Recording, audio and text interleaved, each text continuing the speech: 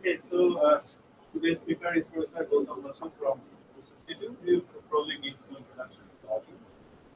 So just for the sake of formality, we just wanted to say did his BSc and MSc from Presidency College in IIT Kanpur and PhD from Cornell University and a postdoc in Kyoto University before joining Bose Institute in 1995. And since then he has been here and he has been working on biological problems on the molecular level, taking molecular structure into account. And today we is going to talk about minor conformation-triggered intermolecular interactions.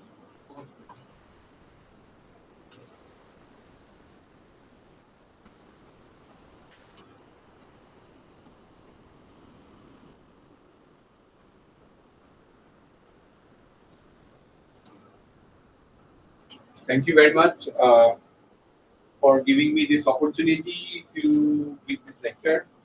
It is supposed to be a colloquium, but I'm afraid it won't be as non-technical as I would like it to have. I would also like to thank everyone because every time someone speaks, including me, it forces me to look at my data. And it forces me to think of it as a story. And if there are students here, this is a message to them that any science you do, and sometimes stories and the question and the conclusion don't come one after the other. Sometimes you get the answer and you found the question. Sometimes you find the question, but the thinking. So thank you very much. Today, what I'm going to talk about is work that my lab has done in the last couple of years, specifically two different work, not related to each other, yet they have a common theme. The common theme is intermolecular interactions. When two molecules interact, how do they interact? And what I want to show you is often not a major structure of a molecule interacts, but a minor structure, which here I have used the word conformation, meaning you don't break any bond. There are dihedral angles. If you have a large molecule, the dihedral angles can change and you can get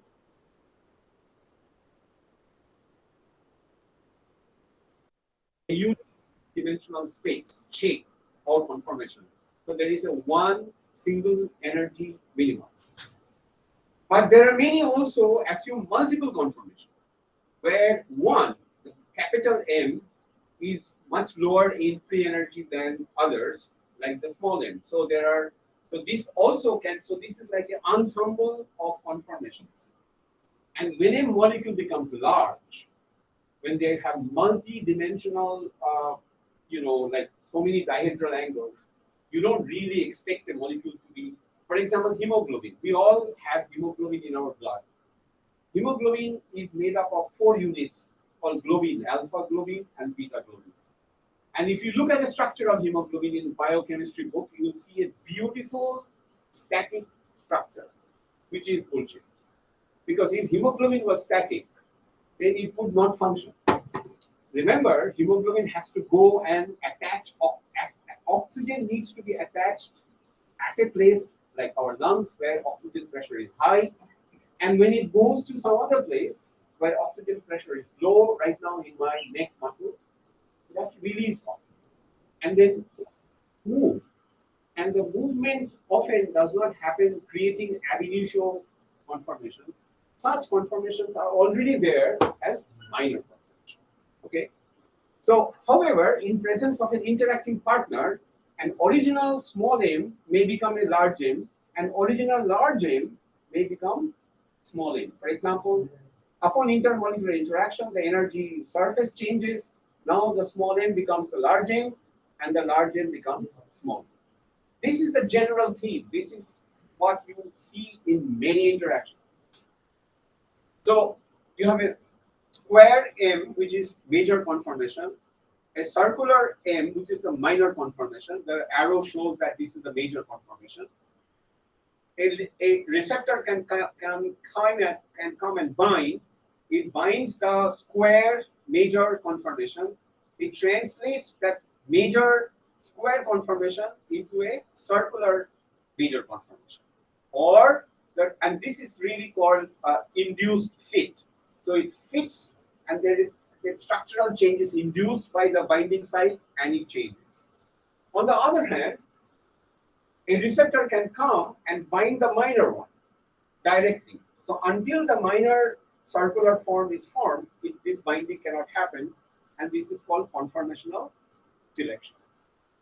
What I want to, and so here the conformational change happens at the binding site. Here the conformational change happens without the help on its own. What I'm going to talk about is it will have two parts. The first part, I'm going to talk about a molecule, small molecule, not a large molecule, which is present in an equilibrium between many conformations. One is dominant.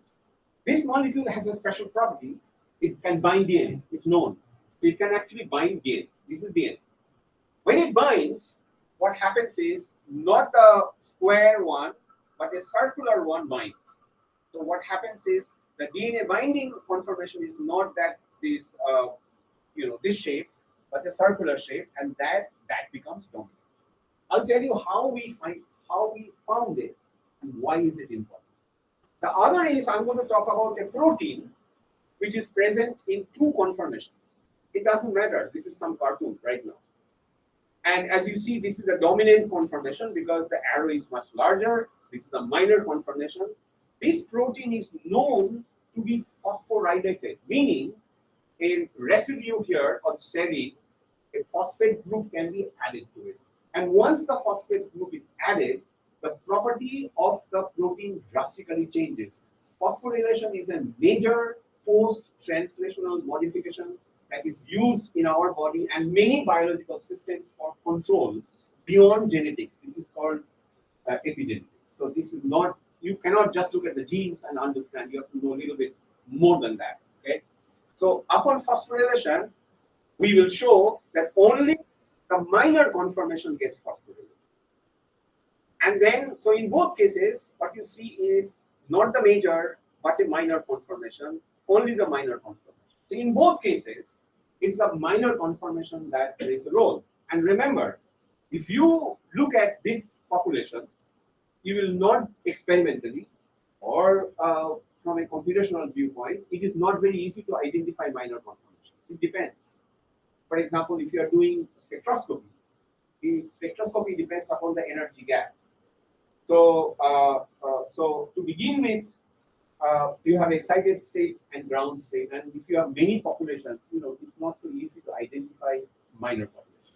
Here also, but in both cases, it's a minor population that plays a role. I'm going to start with DNA minor group induced transition between a cis and a trans isomerization of an NIR fluorescent probe. NIR fluorescent probe just means it's a near infrared fluorescent probe. Very often in our body, we need a probe to see what is going on. And often the way it is used is we look at fluorescence. Fluorescence, longer the wavelength of excitation, more light can penetrate. So the interest is to look at light emission close to infrared. This probe was developed by a colleague called T. Govindraju. He is at the Jawaharlal Nehru Center. He published this paper. By the way, he also was a joint recipient of the Bhatnagar Award in chemistry this year. I met him and he said, Gautam, can we publish this paper? We worked on this molecule. I have a question. Do you think some of your students can work on it? I was not interested because he has already published the work. But anyway, I had a student who needed some project which she just started. So I said, okay, why don't we do it? So what did they publish here? They published this molecule which can show intramolecular electron charge transfer. We will talk about this later. And what he showed is that this molecule can show fluorescence, high fluorescence when it binds DNA. They also showed that this fluorescence becomes much more sensitive if the DNA has AATT as opposed to GT. They also did a modeling to find out that this is really a minor group binder, but they were not very sure. He said, you have a 700 megahertz NMR machine and we do a crystal structure. So I was very reluctant because it was nothing very exciting, but we started. So the first part is the non-exciting part. So we started with this molecule. They made the molecule, synthesized, purified, and gave it to us. This OH can be lost, the hydrogen, the proton can be lost very easily because of this phenolic. And once that happens, that resonance, either this is the donor, that is the acceptor, that is the donor, that is the acceptor, it doesn't matter. The fluorescence happens because when it binds, it becomes more planar, the resonance becomes much easier, and a hydrophobic environment often can increase the fluorescence. We used these DNA molecules. Whatever they are, just remember these are about 12 to 14 mar DNA. One inside is AAA, triple T, AAA, double A, double T, 80, 80, 80, 80, 80 on the side, only one 80 in the middle, and entirely CD. So the whole series was made to have a DNA with similar length. This is length enough to form a double helix, but the center part is either adenine thymine rich or guanine cytosine rich. Fine. We did NMR experiments. I don't want to go into the gory details. It was not easy. And we took these two, AAA, double T in the middle, double A, double T in the middle. We found the structure. We solved the structure. Here is the molecule. This is with AAA, triple T. This is the structure with double A, double T. If you cannot see the structure well, this is another way of looking at the structure, the surface of DNA, and you can see the molecule very nicely, snugly fit in. We submitted the PDB to the PDB bank and wrote in my annual report, we have solved two structures. But of course, we have not done any science. We looked at fluorescence enhancement. Once we did fluorescence enhancement, we also looked at other sequences. Again, not going into the details, I just want to show that as you added more and more DNA to the molecule of different kinds, all these 6 kinds, where you see maximum fluorescence increase is double A, triple A, double T, double A, double T, etc., which is what the paper talked about. Nothing very exciting, but making sure that the kind of DNA they work with is different from the kind of DNA we work with, and it worked. And we actually confirmed that this was the horizontal axis, DNA concentration. DNA concentration. So different kinds of DNA. As you're adding more DNA, and the fluorescence is so next we look at chemical shifts. When something binds, chemical shift, that means the resonance, the radio frequency at which the molecule absorbs light in NMR can shift, and that can also give us some idea. Again, if you look at the chemical shift, what you see here on the y-axis, DNA has iminoprotons. That means thymine and guanine have NH groups on the ring. The good thing about these NH groups is their frequency does not overlap with anybody else. So it's very easy to see who they are. So what we saw is how these move as you added the ligand. And what we saw is that, of course, nice a downfield shift in the middle for both the DNA, triple A, triple T, and double A, double T, which kind of says, yes, it is going in as we saw in the structure. Then we looked at chemical shift difference, not the imino, but some other protons. Of interest is H2 of adenine and H1 prime, which is a sugar proton. The thing is that you can see the green ones go up, the red ones go down. Why would chemical shift go down and up? One thing is very clear, that if you have an aromatic group, there is electron delocalization, and there is what is called diamagnetic effect. So there is an effective magnetic field that comes, and that magnetic field affects the proton. So whether the proton is on the plane of the ring as opposed to here, is it axial, or that will make a big difference. So then what we looked at is, we looked at our structure, we looked at these H2 protons, you see the H2 protons are, the 4 H2 protons are on the ring, on the axis of the plane of the aromatic moiety, whereas the H1 prime are either on the top of the ring, bottom of the ring. Very boring results. But this is just to confirm that even boring results are true, they are correct, they are, so we did it. We then went ahead and said that let us do one thing. We have all these 6 DNA. We're going to add these DNA, 6 different DNA, to my compound and see what happens in absorption spectroscopy. So, whatever.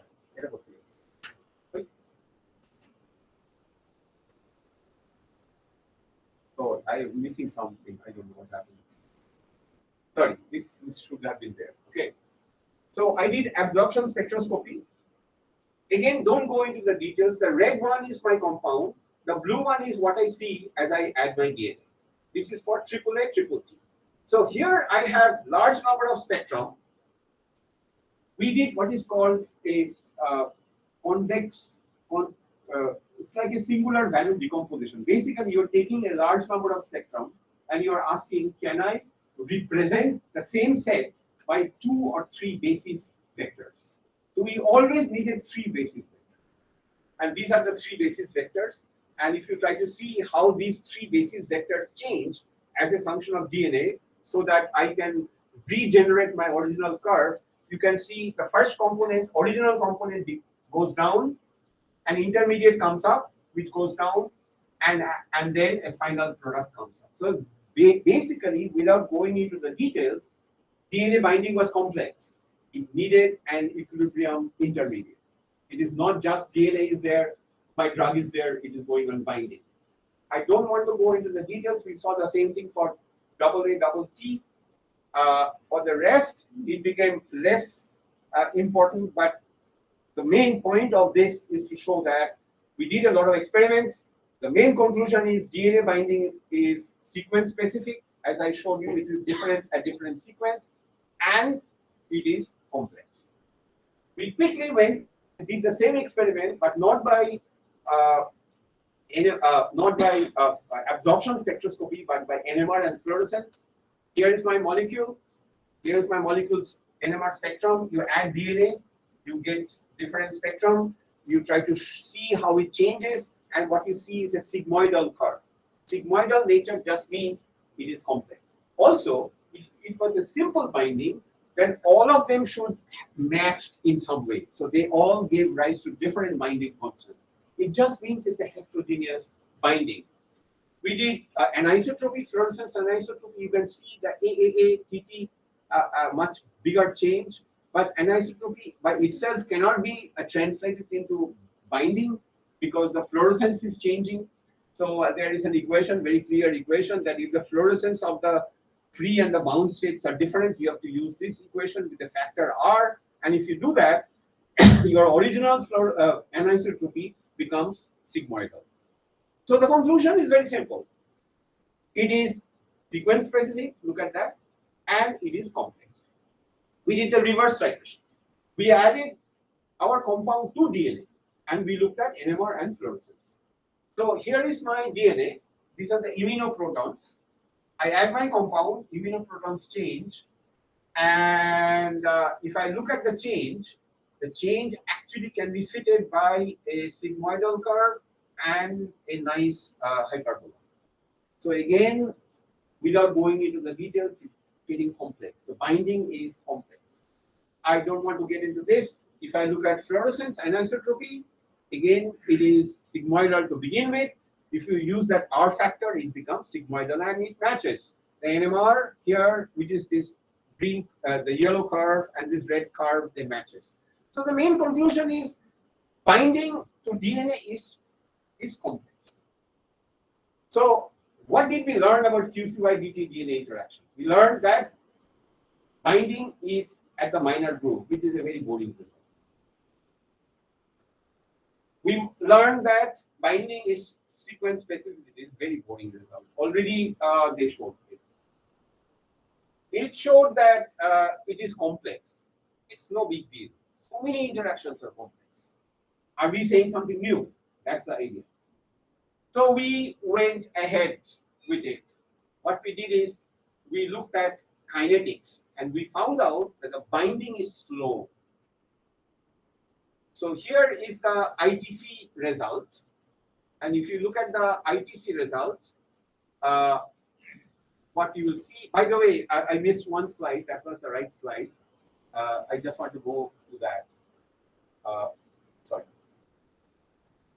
We wanted to know the thermodynamics of binding, and the NMR structure that we did, it showed that there was no hydrogen bond between the ligand and the DNA.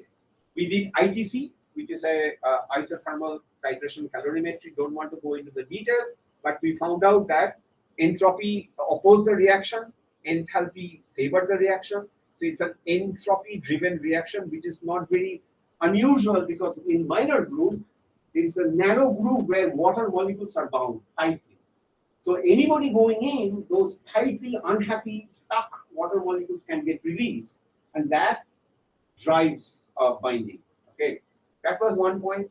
The other is not so important. I just want to show that the structure allowed us to understand why is it AT specific and why it is not GC specific. So this is view. But I don't want to get involved here too much because this is not the main point of this talk. I want to show that if you look at the ITC, what do you see here? I'm injecting. I have my DNA there. I'm injecting my ligand. Some heat is getting either absorbed or released, and each one is after one injection. And I wait, and then I give second injection, then I give second injection. So this is one injection done here. Look at this. The heat goes up, heat exchange, then it takes about 200 seconds, 300 seconds for it to come down. This is unusual. It's a slow process. And that is exactly what I wanted to show you later, that kinetics is slow. All these things we did very well. Okay, this is a very nice thesis chapter, thesis. But it's not nothing exciting in terms of science. So what we showed is this was slow. What else was there? In NMR, this is pure DNA. This is DNA plus ligand. You see the red line, and there is another black line that has come. So there are two lines. If you see two lines, that means in NMR time scale it is very slow. If in NMR time scale it was very fast, then you will see only one line. If it was in between, then it will disappear, which is called exchange broadening. It is really slow. So NMR showed that the binding is slow. The bound state and the free state, you can see both at the same time. Okay. ITC said it was slow. So what we did is we did a kinetics. We know the fluorescence increases with DNA. So we did a hand mixing experiment. I asked my student to take the DNA, take the ligand, mix it with hand, put it in a fluorimeter and see what happens. And of course, the fluorescence increase it took long time, 300, 400 seconds. So DNA binding is very slow. Second, this was the actual fluorescence of the naked molecule. So when I gave DNA, it didn't start from here, it started from here. That means there's a fast rise that I cannot measure with my hand mixing experiment. So DNA binding has a fast and a slow component. So what we did is we did stop flow experiments.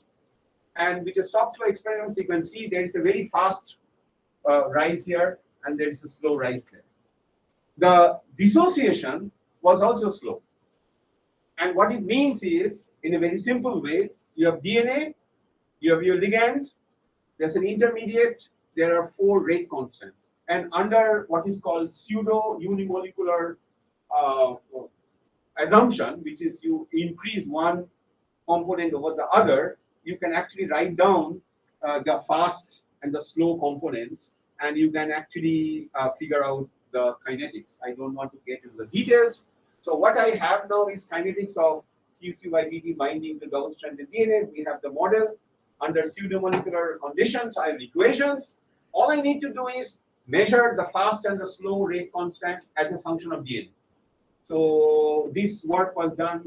I sent my student to ISAR Pune in Jayant Udgaokar's lab. She did a lot of soft flow experiments. So we did them. I am only showing you a few. we did a series of stop flow experiments as a function of DNA, and following these equations, what we did is we could measure K minus 1, we can measure K1, we beat K1, the equilibrium constant, K plus 1. By doing this, again, the details, we could measure K plus 2, we could also measure K minus 2. The whole point is, this is also very standard. This is not why I'm giving you the talk. I wanted to say that we could kinetically measure all parameters.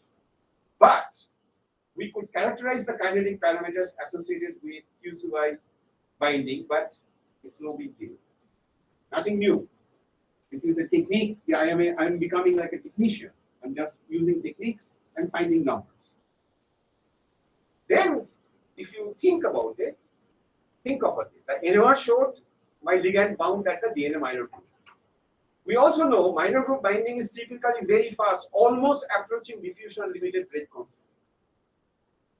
That means that the kinetics, but the DNA associated kinetics is slow. That means there must be some high activation barrier is crossing. The activation barrier is either in the DNA or in my. The activation barrier is not in DNA because we actually did NMR of the DNA without the ligand and with the ligand, and there was no major structural change. And what activation barrier that will give you hundreds of seconds as your rate constant? So the NMR experiments performed on free and bound ligand showed that there is no DNA conformational change. So therefore, the origin of the slow kinetics must lie in my ligand. So this was the wow of wow momo time. So we went and bought a wow big package of wow momo and had it and cut out the momo and wrote the wow. So this is wow. So we all need wow in your science. Otherwise, what is the point? Otherwise, we just become technicians. So what is it that is happening in my ligand? Even the person, Govind Raju, who gave the ligand, he said, I don't know what is happening, what is going on. So it took us 1 year to drink tea and think. And then this is what we realized, that this was our molecule. These are two resonance structures. That means this double bond is not double bond. It's a double bond. It's also a single bond. It's a 1.5 bond length, the bond order. So there will be, so all of them are pseudo double bonds. So there are 3 here, 3 here. That means there are 6 bonds around which you can have cis-trans isomerization. That means you can have 2 to the power 6. In other words, 64 isomers possible with high activation barrier separating them. It was very easy to draw all 64 on a computer. This is the first 16. Out of these were very close. High in terms of 80 hours.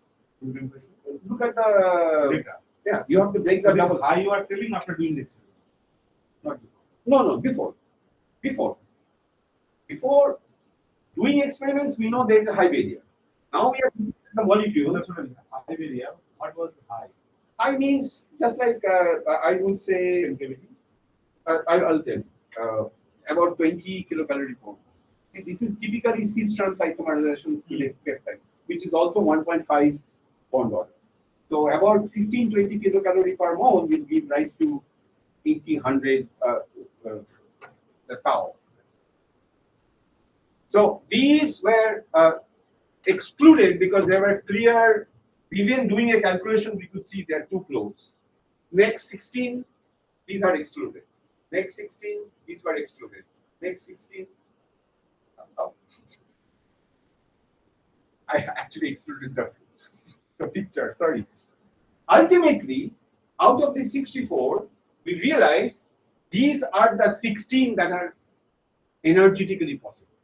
And I've highlighted the part where there is cis-trans isomerization going. Then I asked my collaborator to send another sample. Make sure the sample is pure.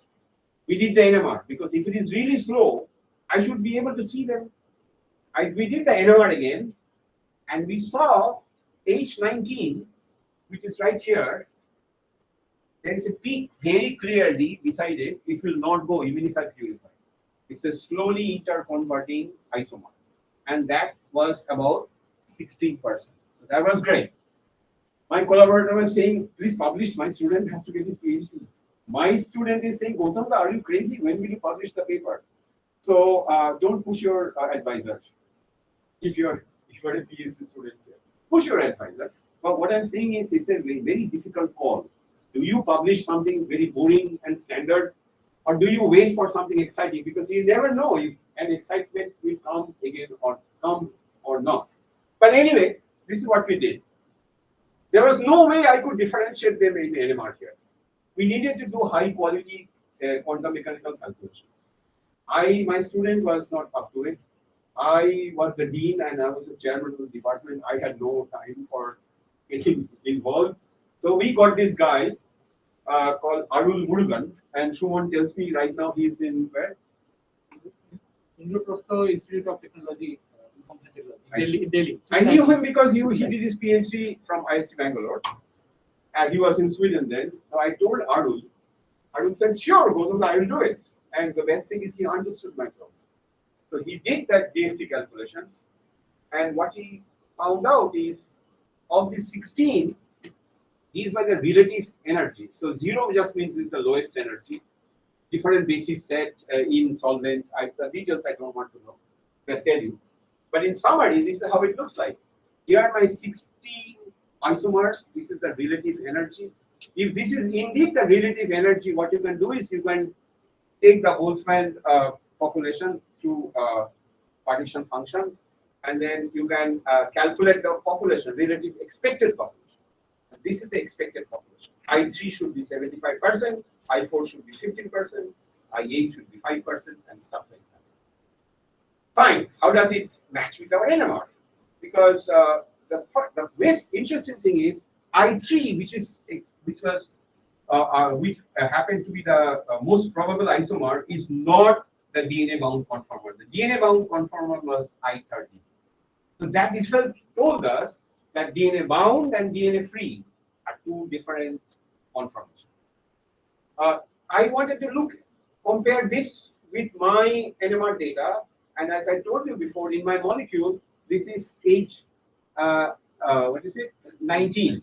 So we tried to look at the conformation of this little polyene on the left of H19 and divided my 16 conformations into two groups. In one, the left of H19 is just zigzag, straight zigzag, all of them the same. On the other hand, in the other, the conformation is slightly different. And we expect that the chemical shift of this and the chemical shift of this in all will be same and will be different from there. If you add up the populations that you get from here, what you get is this becomes 84%, this becomes 16%, and remember we got 16%. So I want to apologize and I want to say that the exact match with the NMR may be fortuitous. I'm not saying anything, but it shows the robustness of the DFT energies and that our molecule is present as a distribution of major and minor isomers. So we have tried very much to match experiment with calculation. Great. Now that we have done it, here are the relative energies of that 16 molecules, 16 conformations, and this is how they look like. Now, if you ask yourself which ones are compatible with bound structure, in NMR we found out that the two N-methyls face the same sign and the oxygen faces the other side. And these are the only four compatible with that. Two N-methyls on this side, oxygen on the other side. Two N-methyls on this side. That's it. The rest, even if my calculation says they bind DNA, I don't care because in my NMR I didn't see it. So we did calculations for those. These were so only these four, and that just shows that DNA binding induces cis-trans isomerization. We did free energy calculations on the DNA bound structure from MD trajectories through MMGB SA models. These are standard by using continuum dielectrics, so they have their limitations, but it doesn't matter. I'm looking at them relatively, optimizing geometry. This is what I found out. These four come up like this. 13 is what I found in NMR. Okay, 13 is what we found in NMR. 2 is also possible because NMR could not say whether it is 2 or 13. And so it's very clear that here is my molecule in a distribution, and DNA takes up this one. We sent it in a journal. The journal said great, but one referee said How do you know this is conformational selection? How do you know that DNA is picking up only one conformation? How do you know that induced fit is also cannot be ruled out? My student was supposed to go to America for her postdoc.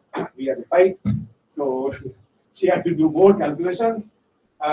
This is what we did. Don't look at the picture; it's very complex. But basically, I have my molecule. Through induced fit, it comes this way. Through conformational selection, it comes this way. I know from my experiments all the rate constants. And therefore, following recipe of Gordon Thomas published in PNAS in 2009, I can do what is called a flux analysis. I can find out, given the rate constants, how much of my reaction will go through conformational selection, how much of it will go through. And this is what I found out. And what I found out is, I'm adding more and more DNA. I'm using two different concentrations. And I'm using two different molecules because I don't know my starting molecule is I2 or I13. And what I found out is that conformational selection pathway dominates at low DNA concentration. This is the conformational selection. So 0.8 just means 0.2 is induced fit.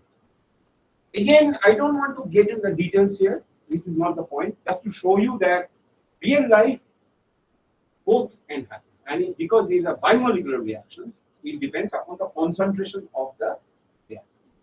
So we changed our TOC and we got it. Where I show that it is going this way or that. So what did we show? Cis-trans isomerization of a ligand upon binding to DNA expands. So what does it mean? This is the first time we showed that a DNA minor groove can select a cis conformation from a transform. Before we never knew. We knew that the DNA minor group can adjust to a ligand's shape. But we never knew that a DNA minor group can actually change the shape of the ligand from cis to trans. So this itself is fundamentally important because it expands our understanding of unique discriminatory power of the DNA minor group. The other is, this is a dye. This dye is supposed to report molecular events happening in vivo. If the DNA binding itself is so slow, that means this dye and any other polymethylene cyanine dyes, if the binding is slow, then such molecules cannot be used to probe fast reactions in vitro. So this is not just this molecule. This now one should now look at all polymethylene cyanine dyes. These are developed quite a bit. I think Shobir also has worked on developing dyes here. And anytime you look at optical properties, especially binding, and in this case, there is a cis-trans isomerization. What is the time? 440. 440. Okay, first part is over. And this part was done by Gautam, now one thing. Again, she did the work. Okay. Those who are dealing with fluorescence and using fluorescence as a probe for the host property, they really understand or acknowledge that if the probe molecule itself undergoes photoexcited reaction, then the situation becomes very complicated. It cannot be said very clearly, only from experiments, that this is happening because of the property of the host itself. Okay, for example, another example is like solvation response. And we look at the. So you're talking from a physical or chemistry point of view, as well as saying. But remember, biologists don't care. They have a probe. But if the probe itself undergoes photoexcited reaction, your life becomes even more complicated. Biology itself is more complicated. Yes. So if you really choose a molecule, so in this case you'll have to do, because you need an NIR to get the visibility better. In that case, there is another way to get you out is the calculation.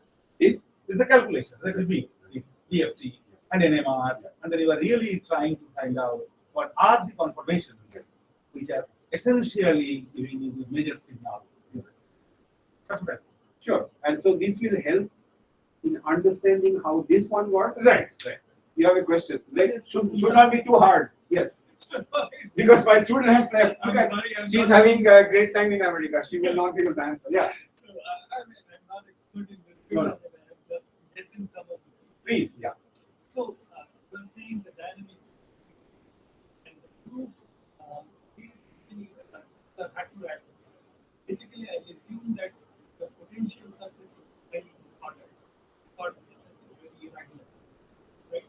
So, and this molecule, when it gets into, first, the structure is like so manipulated in a sense that you go to another country. So, is that the reason that this surface is, the potential surface is so rough that getting to the like, attachment takes so much time? No, getting to the attachment does not take time.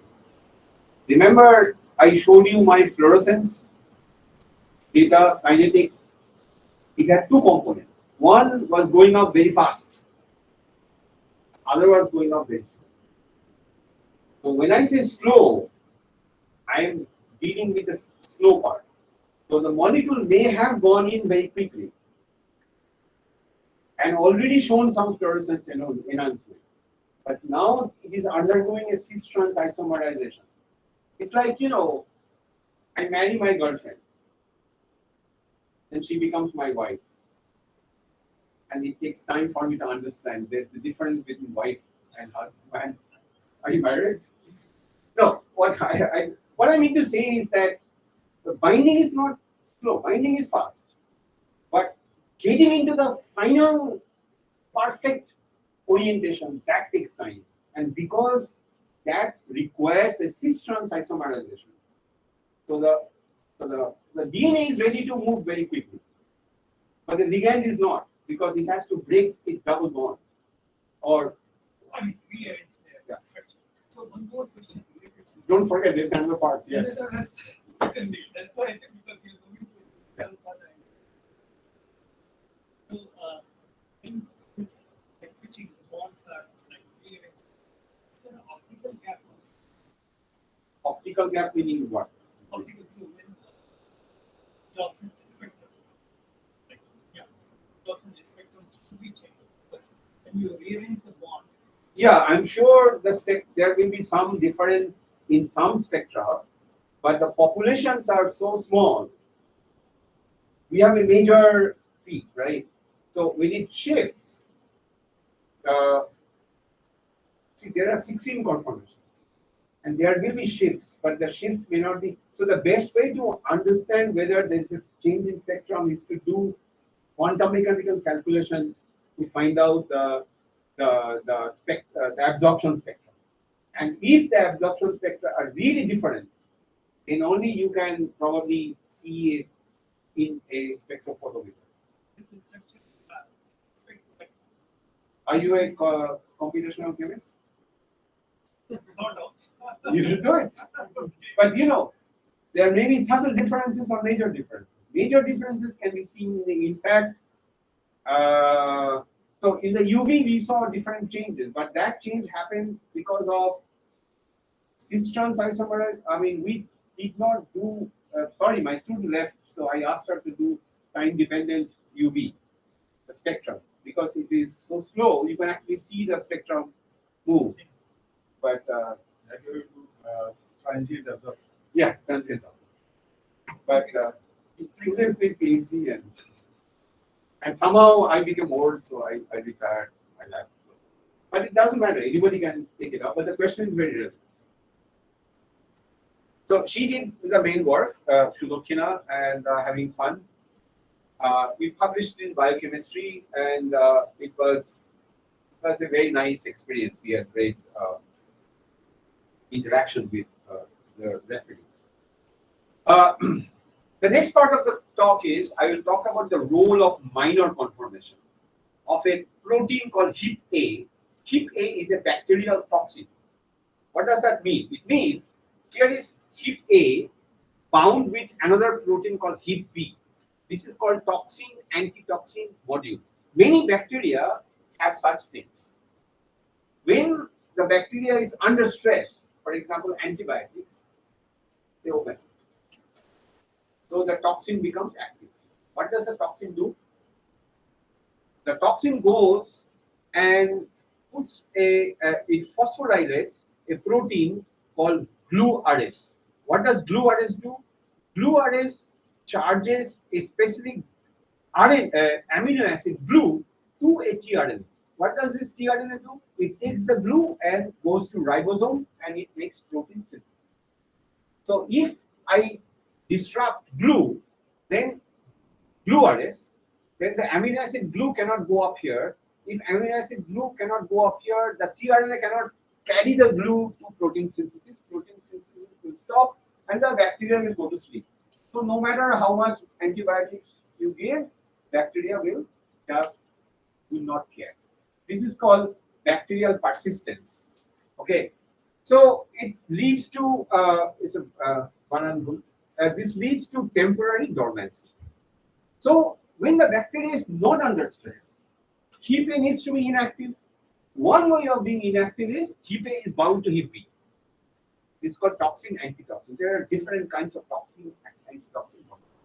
There is another way. The other way is when it is not under stress, Hep A autophosphorylates one residue. That means one molecule of Hep A interacts with another molecule of Hep A and it phosphorylates one serine residue, puts a phosphate on a serine residue, and that makes Hep A inactive. So remember, Hep A is a toxin protein, toxin which works when the bacteria is not under stress. When the bacteria is not under stress, it should be dormant. One way of making dormant is to autophosphorylate. Serine 150. And serine 150 in Hep A neighbors something called P loop, which is responsible for ATP binding. Next slide will be two structures superimposed on each other. One is Hep A, other is Hep A, where that serine 150 is phosphorylated. This is the structure. Identical, except for the green and the orange loop. Look at the green loop. It goes inside, and here is serine inside, buried inside. And look at the orange loop. This is the same loop. It has come out. This is the phosphorylated serine, and the phosphate is going and binding to the active site, making this inactive. But the main point is, you take one residue, phosphorylated, take the crystal structure, and the crystal structure without the phosphorylation, the structure is identical, but one loop has come. Now, the question is, how can serine 150 be phosphorylated if it is buried inside the core? It has to come out. How can it happen? That is the question that we wanted to answer. This is another student. And we said there should we give a hypothesis. The hypothesis is this is the in state, like the serine is inside, this is the P loop, nicely interacting with another group here. This is the phosphorylated state. The serine is out. It is phosphorylated as P serine. What we said is that even without phosphor, and how does it happen? We said that there will be a P loop ejection, and you want to get an out state. But the out state will be in very low concentration. The in state will be in very high concentration. When the phosphorylating reagent comes, it phosphorylates this, takes it out of the equilibrium, more guys. But we have to prove it happens because its population is so small, even though it is kind of obvious. So what we said is how to experimentally validate this thing. And I was retiring. I did not have access to very high-tech machines. All I had was a fluorimeter. So I told my students when I started, India didn't have any instruments. We did all our experiments with a simple fluorimeter. Now I am retiring. I will do all my experiments with a simple fluorimeter. In between, we use very complicated. So I'm just joking, but I just want to tell students also that if you have an idea, the machine doesn't work. If you don't have an idea, you're going to say, "Sir, a machine doesn't say I want AFM learn, I want IOM learn." Even after triune structure, what are you going to do? A triune structure only gives you the structure.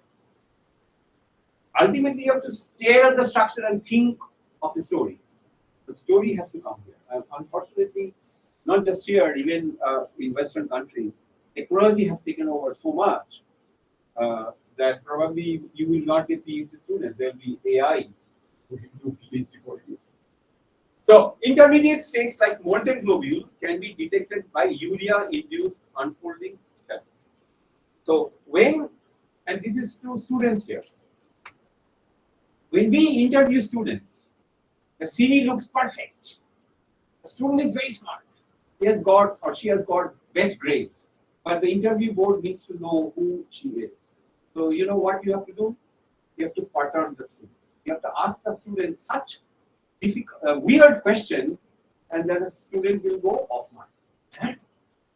And then the student will show their true self. And then after the patternation, the student comes back. And it is now up to the interview board to judge the true nature of the student. In protein folding, when people measure unfolding folding experiments, unfolded state of the protein, the concentration is so low you cannot measure it. So what you do is you force the system towards unfolded state by urea, for example.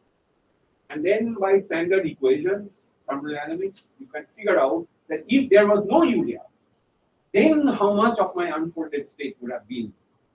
And so you kind of, it's very similar philosophy. So you can actually do it.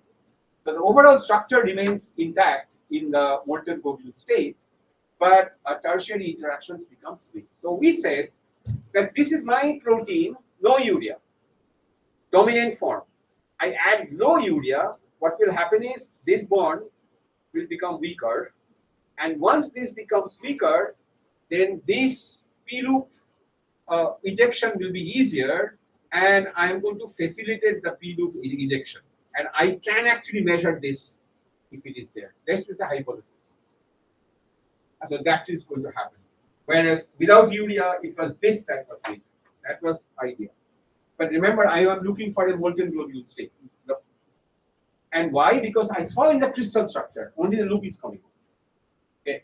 Therefore, at low urea, we should be able to detect an equilibrium intermediate. Further, two neighbors of serine 150 are hydrophobic in crystal structure. Valine and isoleucine right here, very hydrophobic group. So they're going to come out, and if they come out, then they will aggregate. So we should also be able to see aggregation. That was our hypothesis. Okay. Now, suppose we see this. How can we say that the intermediate is due to P-loop ejection? Well, what we can do is we can take not the original protein, we can take the phosphorylated protein and do the same experiment. If we repeat the experiment with phosphorylated protein and find very similar but not identical results, then we can say because we are perturbing only one serine, it must be happening due to that. So I take my phosphorylated serine at low urea, and there will be this kind of interaction will become loose, and I should see this, and we should also aggregate because there is valine and isolation there. So with this kind of hypothesis, we cloned the two proteins. One protein we phosphorylated, purification was a big challenge because hip A and hip B will always be stuck with each other. From the bacteria, we had to denature it, renature it, blah blah. Not me, my student. And so what we did is, first of all, we made the protein. And don't go into the details, but the circular dichroism showed it is quite nicely folded. It matched with the previous work, and it's slightly different from the crystal structure derived CD. That means there is some dynamics is going on, which was very interesting. Then we did heap A unfolding by temperature. As we increase temperature and we looked at the CD spectrum, you see there's a nice shift, but it did not come back. That means there is some aggregation going on at very high temperature. It would not come back. Fine. Then we looked at urea. If you add urea to heap A and look at the intrinsic fluorescence of the tryptophan, two things happen. That the intensity goes down, and also there is a shift on that side. The intensity going down can be found out by original fluorescence, by actual fluorescence ratio, and you can actually find out the shift by some kind of a ratio between the intensity at two different parts of the protein. So a spectrum, say 350 and 335. But the main thing is we are now looking at fluorescence quenching, fluorescence redshift. If you do that, what we see is this one is a redshift, one is quenching. This is from multiple set of experiments.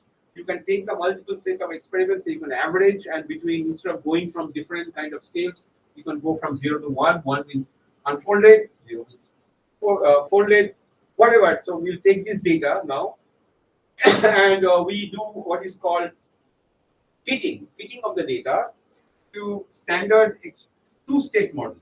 First of all, you should be very clear. It should be very clear that the red one, which is the redshift, the blue one, which is the intensity difference, they don't match on top of each other. If they don't match on top of each other, that means it is not a two-state property. If had it been two-state, no matter what property I see, they have to match on top of each other. So the fitting has no meaning. It is clearly there is an intermediate right here, which is the green one is the difference between the red and the blue one. So delta G values did not match, but more importantly, there is an intermediate because there's a difference between red and the blue. So we used a three-state equation. We actually took this data and we took this data and did a global fitting. And what you see is we can actually find out the delta G, free energy difference between folded and unfolded, intermediate and unfolded, folded and intermediate, etc. And ultimately, if you play with these numbers, what we found out is that free energy difference is 4.2 kilocalorie per mole between the folded and the intermediate, which looks like a molten globule, which means about 1,200 out of 1,200 molecules of Hepe, one will be present in the intermediate. So we are quantitatively describing this equilibrium of this minor conformation. We could observe an intermediate of Hepe as hypothesized, and we could quantitatively measure the parameters. Okay, so we go to the next slide. The three-state model was used. Again, don't worry about this. What I mean is, if you do the fitting, you can find out the folded state going down, the intermediate going up, and then finally the unfolded going up. Those are details. I don't want to go into that. But now we need not Hepe, but phosphorylated Hepe. Again, one is intensity, one is the blue shift. There's a clear difference. Then you do a three-state fitting, and you get free energies different.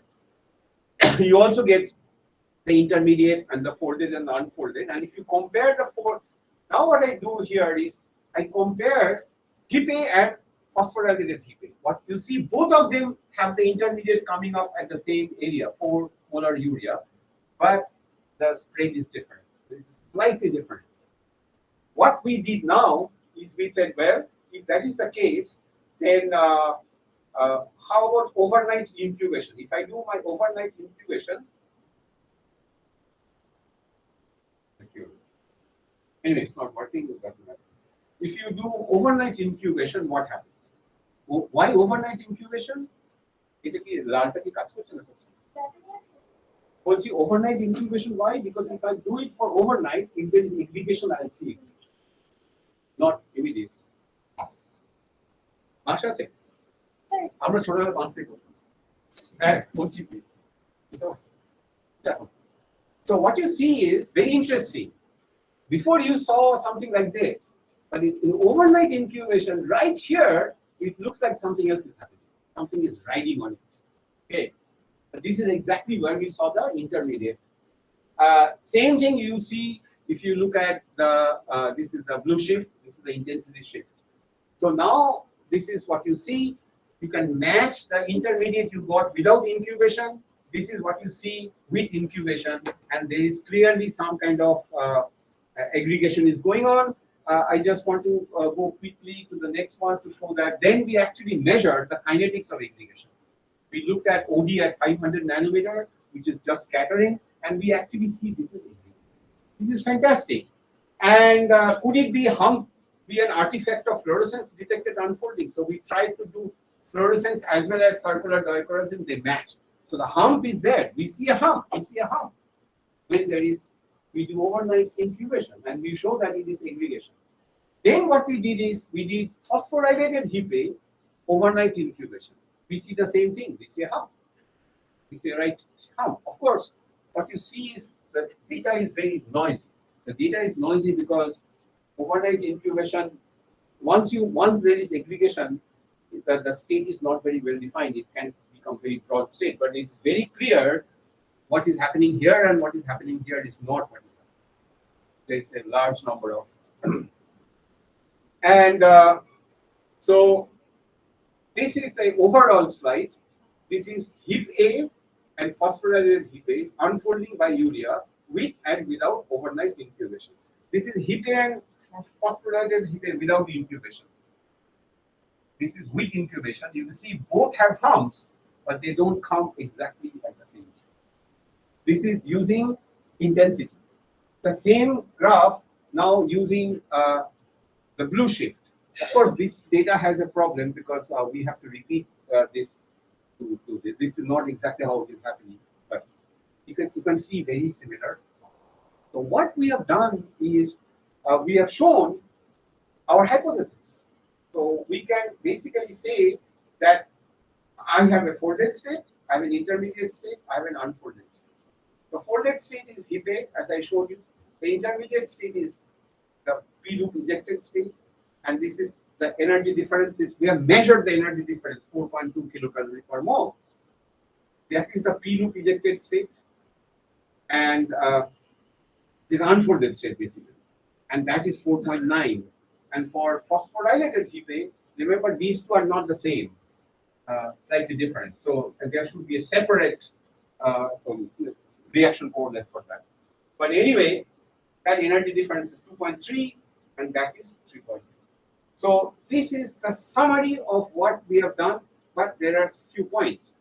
This can be correct only if the unfolding and folding are reversible. I have not shown you reversibility. So our one criticism of our data is what we do not show is reversibility. Now reverse that folding unfolding by urea is reversible is well known, because when we made our protein, we got heap A and heap B together.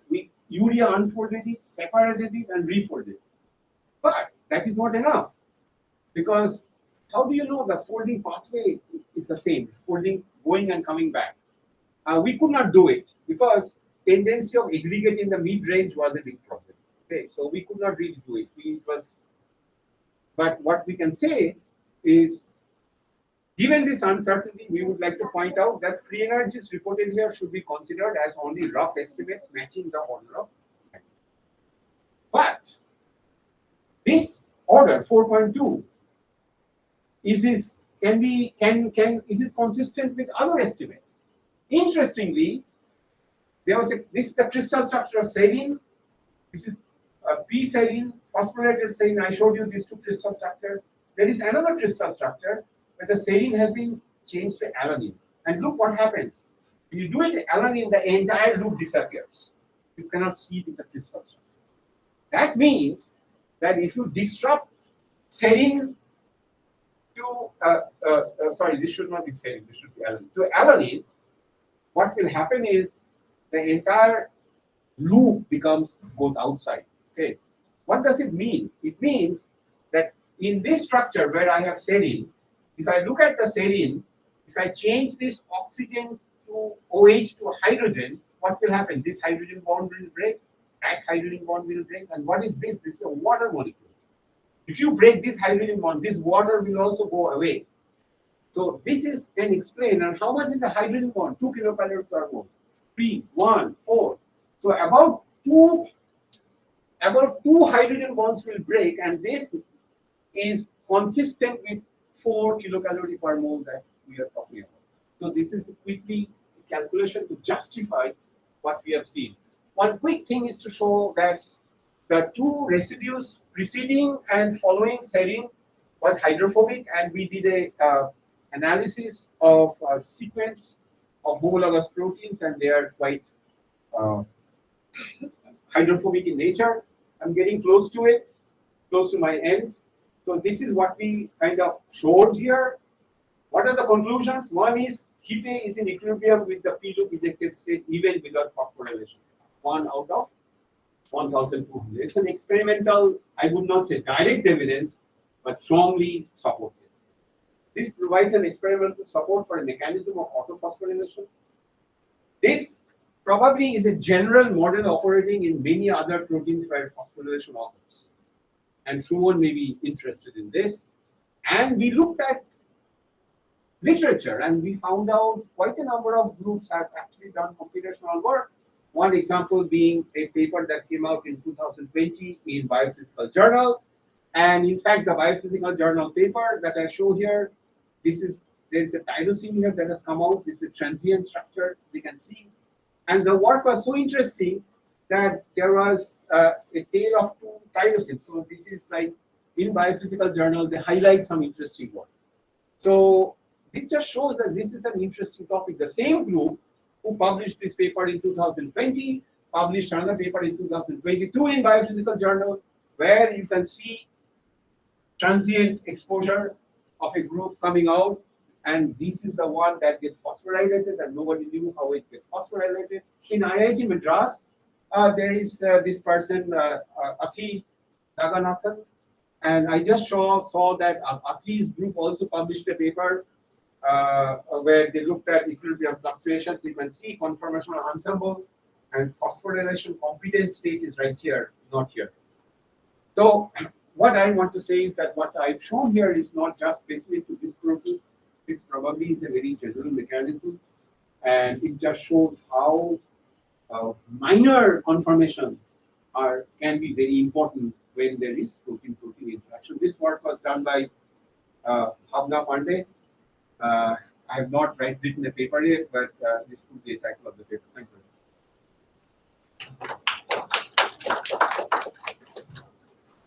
Okay, so thank you both on that for this very interesting talk. Can we take some questions? Both of them, questions? Yeah, it's also yeah. So Pradeep has a question.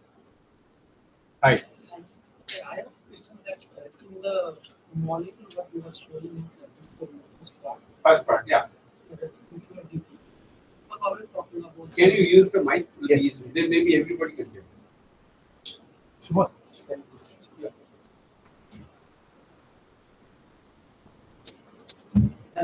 Thanks for the interesting talk, Prof. It was interesting to see the small molecules can play a very specific role in DNA binding. The molecule what you was showing in the first part of your presentation is very DT. So you was always talking about the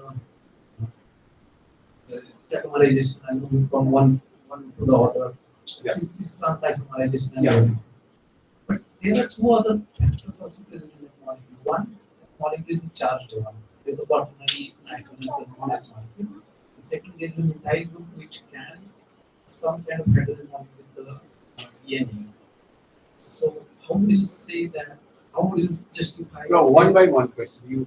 I The first cannot one. take two questions at the same Okay. So the first one is like, It has a is there charge any group. role of the charge? For example, there is quaternary nitrogen present in that particular. Right. So what's your question? Is there any role of the quaternary nitrogen? Yeah, the quaternary nitrogen is attached to a methyl group. There are two of them. If you imagine yourself as a molecule, you yourself imagine as a molecule and dive into the minor group, the floor of the minor group also is charged. So that charge, the doubly charged, also because there is charge transfer, so the charge is not really localized on one nitrogen. So there is a lot of electrostatic complementarity, but there is no specific hydrogen bond. There was now the second part you said because the methyl can also form hydrogen bond. I did not look at it carefully, but I personally don't think so because we did experiments of ITC and we found delta H enthalpy to be +6.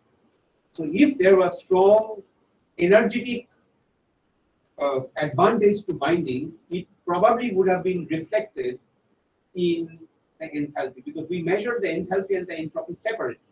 So even if it is entropically driven, we saw it is enthalpically forbidden. So that is how probably it gets reflected in the experiment. Thank you. more as a question. So we can discuss more in later, but just a couple of quick questions. So what you are saying is, Use the mic, so Okay, other people can hear. yeah. So Use the mic. So in your models, in the second part, so when you are saying this intermediate, folded, intermediate, unfolded. So now let's assume, so here you are talking about the protein folding, unfolding in general, but we are actually looking at a very specific local conformational change. Yeah. So now let's correlate it to, you are saying, in is the folded, and maybe the P out is the intermediate. That's what you are trying to say. No, in is the folded, Yeah. And P out is the intermediate, this is the unfolded. Right. Now my question is, for the phosphorylated case, out is the native, is supposed to be the native. So why you are saying the intermediate is the native? I mean, why the intermediate is common for the so the phosphorylated state, I mentioned probably that I say both are folded, but I kind of say that the coordinate reaction coordinate for this three is not the same as this three. So even though this is out, but the serine phosphorylated serine is actually inside the binding site, and the isoleucine and valine are also binding. So this is a new folded state. So for the phosphodilated, so it is still somewhat buried. There is a buried state even for the phosphorylated. yeah, we have the structure.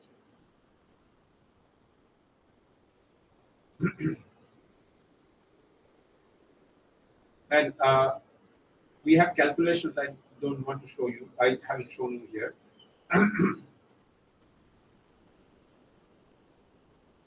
So this is the phosphorylated state. What you can see that the phosphate group is gone inside.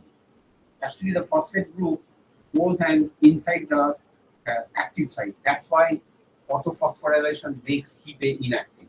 And the valine and the isoleucine are also inside.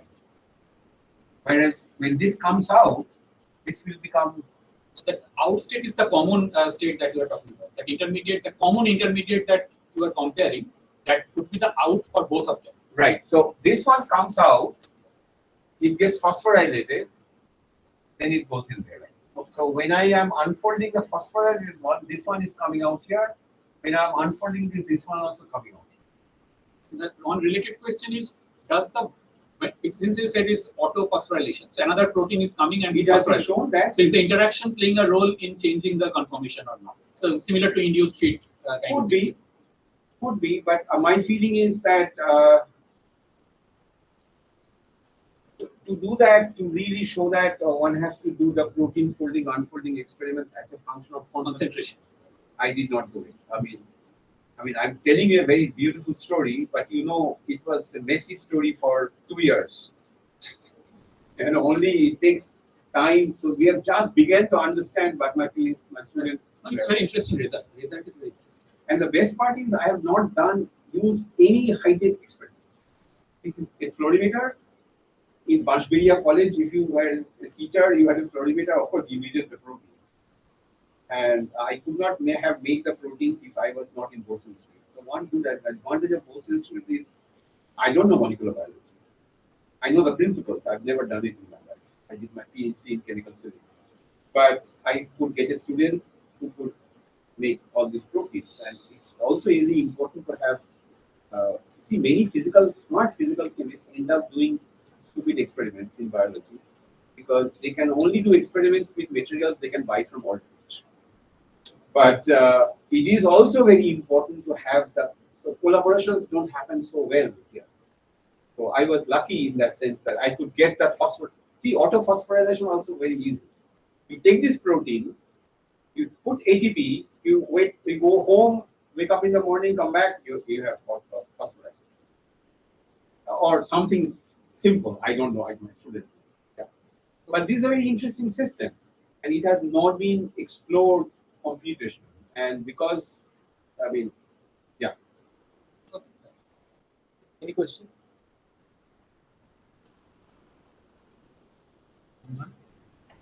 Yeah. So Gautam Basu, Use the mic. yeah, here's the mic. So my question is related to thermodynamics concerning this one. Yeah. So when you go to the native to the intermediate state, you say that the energy difference is around 4 kilocalorie per mole. But also that out of 3 molecules are getting converted. So if the energy barrier is so small, what is making this No, I transition? did not make the energy barrier. Energy barrier I did not measure. There was no kinetics.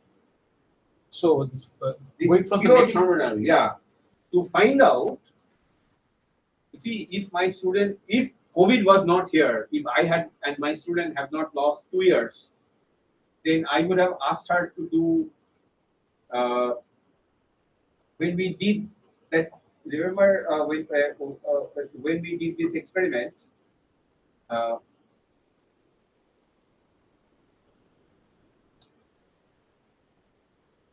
when we did the kinetic experiments,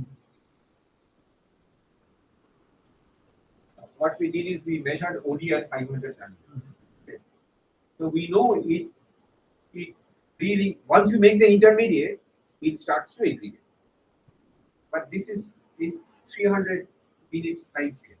So one experiment that we should have done is we should have taken in a stock flow, we should have taken the native protein, very quickly shown it urea, 4 molar urea, 3 molar urea, and then measured the fluorescence as a function of that.